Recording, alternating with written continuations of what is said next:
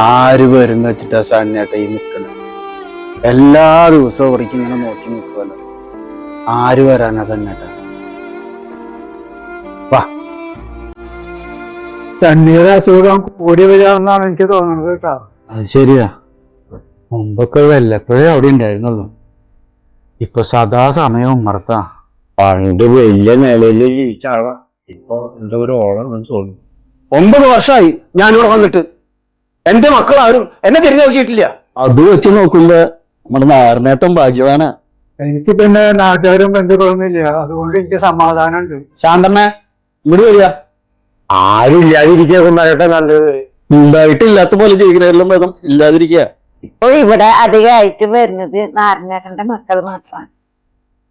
നല്ല കുട്ടികളാ അവര്. നാരായണനെ വലിയ കാര്യം അവർക്ക്. ആ മക്കള് വരുമ്പോയോടെ അവര് വരില്ല. നാരന്റെ മക്കളുടെ കാര്യം പറഞ്ഞ അവരെന്തെങ്കിലും കെട്ടിക്ക് പണിക്കൊണ്ടുവരൂ, വെറുതെ വരില്ല. പിന്നെ നമുക്ക് ഒരാഴ്ചത്തേക്ക് കുശാല. പിന്നെ അവര് എപ്പോ വരാന്ന് പറഞ്ഞിരിക്കണ നാരായണേട്ടാ?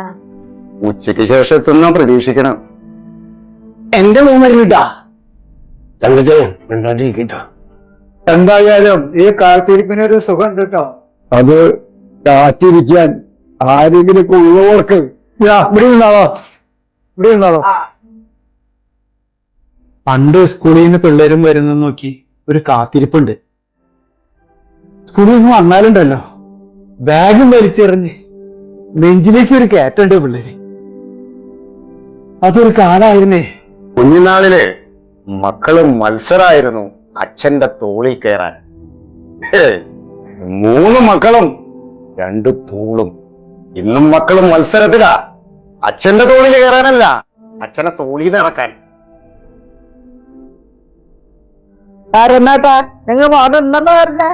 ഇന്ന് വരാൻ പറഞ്ഞിട്ടുണ്ട്. ഇന്നേ ആളുകളുടെ പെണ്ണ് മതി ഞാൻ ചാവുമ്പോ തല തല്ലി കയറാൻ ഒരു പെണ്ണ് പ്രകാശിച്ചു. ഉരുളി കമ്മിച്ചിട്ടല്ല, അവളെന്റെ കൈവച്ച് ഇനി അതൊന്നും ആലോചിച്ചിട്ട് കാര്യമില്ലെന്നും വേറെ. നാറിനേട്ടന്റെ മക്കള് വന്നല്ലോ.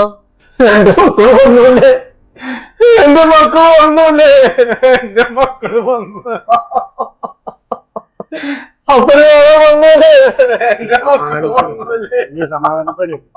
അച്ഛാ സോമനല്ലേ? മക്കളെ കൊണ്ടുവന്നല്ലേ? അവർക്ക് പഠിക്കാനുണ്ട് അച്ഛാ.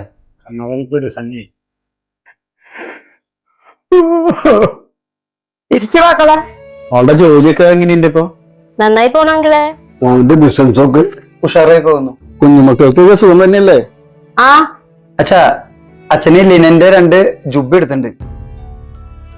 പിന്നെ അച്ഛന്റെ ചെരുപ്പ് എടുത്തിട്ടുണ്ട് കേട്ടാ. പിന്നെ എല്ലാവർക്കും കഴിക്കാനുള്ള സാധനങ്ങൾ കൊണ്ടുവന്നുണ്ട്. എല്ലാവരും കഴിക്കണേ. അച്ഛന്റെ മരുന്ന് കഴിഞ്ഞാച്ചാ? അത് ഇവിടെ വാങ്ങിക്കൊണ്ടു. നിങ്ങളെ അച്ഛന്റെ മക്കളുടെ സ്നേഹം കാണുമ്പോഴേ കൊതിയാവുക. എനിക്കുണ്ട് 4 എണ്ണം. തല തീർച്ചയായിട്ടും നായക്ക് ഇഷ്ടം വളർത്തിട്ട് അമ്മിട്ടത് എന്താ കാര്യം? അതൊക്കെ ഒരു യോഗമാണ് അങ്കളെ. എന്ത് യോഗം? സ്വന്തം മാതാപിതാക്കളെ വൃദ്ധസദനത്തിലാക്കണതാ. വൃദ്ധസദനത്തിലാക്കിയാലും ഞങ്ങൾ വേണ്ട കാര്യങ്ങളൊക്കെ ചെയ്യുന്നുണ്ട്. ചേട്ടൻ നോക്കിയേ, അച്ഛനെ ഞാനവിടെ കൊണ്ടുവന്നാക്കിയിട്ടുണ്ടെങ്കിലും അച്ഛനെ ഞാൻ സ്നേഹിക്കുന്നില്ലേ? അച്ഛന് വേണ്ട കാര്യങ്ങൾ ഞാൻ ചെയ്യുന്നില്ലേ? പിന്നെ അച്ഛനവിടെ വരിക എന്നുള്ളത് അത് അച്ഛന്റെ യോഗ. തേങ്ങാക്കൂല, നിന്റെ ഒരു വിധി. ഇറങ്ങി പോരാത്. അച്ഛാ, ഇയാളെന്നെ സണ്ണേ, അങ്ങനെ അവനെ ഇവിടെ നിന്ന് ഇറക്കി വിടാൻ മാത്രം അത്ര മോശമൊന്നുമല്ല അവൻ. എന്നാല് അവൻ നല്ലവനുമല്ല. നല്ലവനായിരുന്നെങ്കില് സ്വന്തം അച്ഛന് ഈ വൃദ്ധസദനത്തിലാക്കുമായിരുന്നു അവൻ. അച്ഛാ, അച്ഛൻ കൊണ്ട വെയില മക്കളെ, നിങ്ങൾ ഇന്ന് അനുഭവിക്കുന്ന തണല് ഇന്നും നിങ്ങളുടെ കാലൊന്ന് ഇടറിയാല് കൈത്താങ്ങാകുന്ന ഈ അച്ഛന്റെ കരങ്ങളോളം വരില്ല. മറ്റൊന്നിനും ഇറങ്ങിപ്പോടാ, ഇറങ്ങിപ്പോൻ.